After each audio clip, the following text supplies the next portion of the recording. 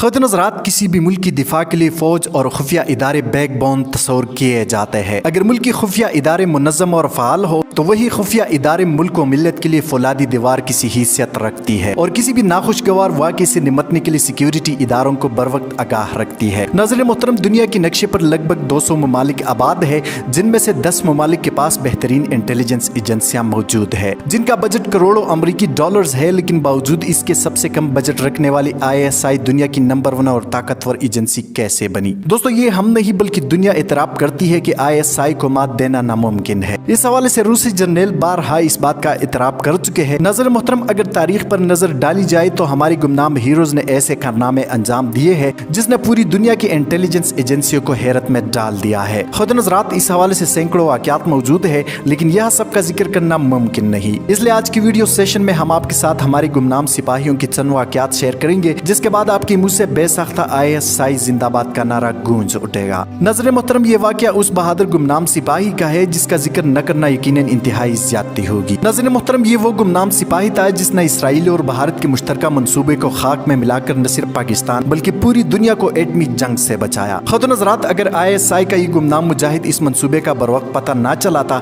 तो पाकिस्तान की एटमी प्रोग्राम के साथ वो कुछ होता जो इराक के साथ हुआ था। दोस्तों, हुआ कुछ यूं कि 7 जून 1981 को इराक की एटमी रिएक्टर को कामयाबी से तबाह कर दिया गया और इसराइल की F-16 तैयारों ने 600 मील की प्रवास के बाद कामयाबी से इराक के एटमी रिएक्टर पर हमला करके इसे तबाह किया और सही सलामत वापस चले गए। नजर मोहतरम, इस हमले के बाद इसराइल अपने आप को सुपर पावर तस्वर करने लगा और भारत के साथ मिलकर पाकिस्तान की एटमी असासों को नुकसान पहुंचाने का गलीज मिशन तैयार किया। नजर मोहतरम, इस वाक़े की तफसील 2 जर्नलिस्ट की लिखी हुई किताब the US and global weapons conspiracy में मौजूद है। नजर मोहतरम, ये सन 1980 की बात है जब इंडियन गुजरात के एयरबेस पर इसराइली हवाबाज पाकिस्तान के एटमी प्रोग्राम पर हमले के लिए बिल्कुल तैयार थे। उन्होंने इंतहाई चालाकी से पाकिस्तानी मुसाफिर जहाज जो सुबह सवेरे बहरीन के ऊपर से गुजरकर इस्लामाबाद जा रहा था, इसको गिराने का प्लान बनाया। इनका मंसूबा था कि ये जंगी जहाज एक दूसरे से कम फासले पर प्रवास करते हुए पाकिस्तानी रडार को धोखा देते हुए पाकिस्तान में दाखिल हो जाएंगे। रडार ऑपरेटर ये समझेगा कि ये कोई बड़ा मुसाफिर बरदार जहाज है, फिर वो पाकिस्तान की एटमी प्रोग्राम पर हमला कर देंगे और वहां से सीधा जम्मू कश्मीर जाकर रिफ्यूलिंग करेंगे। नजर मोहतरम, इस मंसूबे को पाया तकमील तक पहुंचाने के लिए इसराइल एक पाकिस्तानी सजायाफ्ता पायलट को इस्तेमाल कर रहा था, जिन्होंने इसी पायलट को इंग्लैंड के एक डांस क्लब से उठाकर इसराइल ले गए और वहां इसकी ब्रेन वॉशिंग करने के बाद अपने मकासद के लिए इस्तेमाल कर रहे थे। लेकिन मेजर आमिर को बर वक्त इस सारे सूरत हाल का पता चल चुका था। मेजर आमिर ने अपना सारा वाकया सुनाते हुए बताया कि इन दिनों में एक किताब पढ़ रहा था जो मुसाद के एक साबिक चीफ ने लिखी थी। इसमें उसने जिक्र किया था कि हमने चार्ड में जब ऑपरेशन किया था, चूंकि वहाँ हमारा सफारतखाना मौजूद नहीं था, इसलिए हमने अर्जेंटाइन के सफारतखाने को इस्तेमाल किया। मेजर आमिर ने बताया कि इससे मेरे जहन में ये ख्याल आया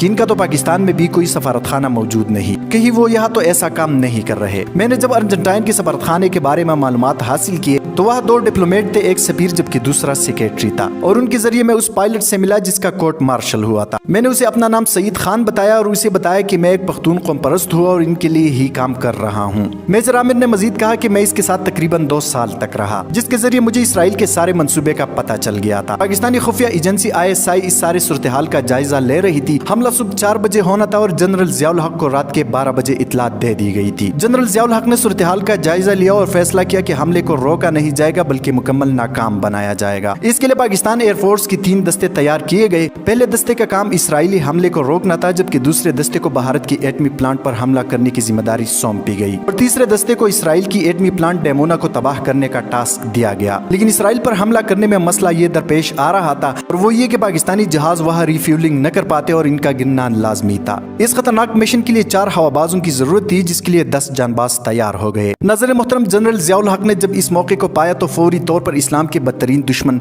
इसराइल और भारत की एटमी प्रोग्राम को नेसो नाबूद करने की ठान ली। नजर मोहतरम, इस दौरान अमरीकी सैटेलाइट ने पाकिस्तानी तैयारों की गैर मामूली नकलो हरकत को नोट किया और फौरी तौर पर इसराइल और इंडिया को आगाह किया और ये दुश्मनों ने इंतहाई शर्मिंदगी के साथ पसपाई इख्तियार की। नजर मोहतरम, इस मिशन में सिर्फ मेजर आमिर नहीं बल्कि वतन की कई गुमनाम सिपाही शामिल थे जो खामोशी से अपना मिशन मुकम्मल करके अगले मिशन के लिए तैयार खड़े थे और इंडिया इसराइल नाक में उंगली करके हैरान और परेशान रह गए और आज तक इंडिया इसराइल ने पाकिस्तानी एटमी प्रोग्राम पर हमला करने से बाप की तौबा कर ली। नजर मोहतरम, जरा आप सोचिए कि जब 80 की दिहाई में ISI के गुमनाम सिपाहियों का ये हाल था तो आप सोच सकते हैं कि अब तो 2020 है। दोस्तों, आज की वीडियो में इतना ही। मजीद इस तरह की मालूमाती वीडियोस के लिए हमारे चैनल उर्दू टाइमलाइन को सब्सक्राइब करना मत भूलिए। हफीजुर रहमान को दीजिए इजाज़त। अपना बहुत सारा ख्याल रखिए। पाकिस्तान जिंदाबाद, पाक फौज पाइंदाबाद।